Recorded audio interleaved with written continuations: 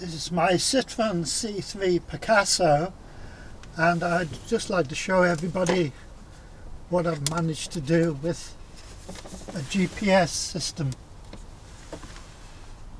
This is the Garmin Nuvi that I put into a frame made of aluminium, and I used Velcro tape to make a little holder for it, like this,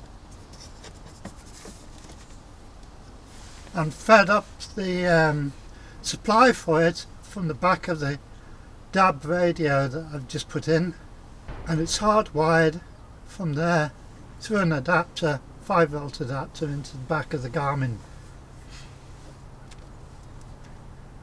and it comes on with the ignition, as does the radio.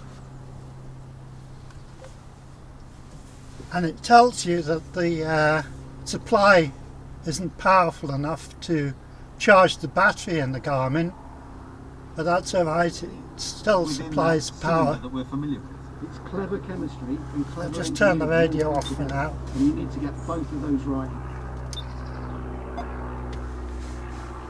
And eventually the Garmin will come on and continue where it left off, unless you tell it to stop its instructions, and that happens whether you've got it hidden inside there or not.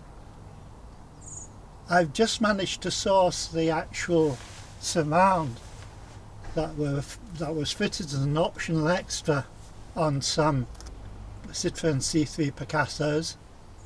There's the sign saying that the attached power cable cannot charge this device, so you use the cable that was provided with your device, which would be the cigar lighter type thing. I don't like cables and stuff hanging around inside a car. I think it looks really untidy, but I'm quite pleased with having managed to do something with this storage compartment. And as I say, I'll be changing this for the official surround that has the Garmin or whatever sat-nav inside, which is permanently there.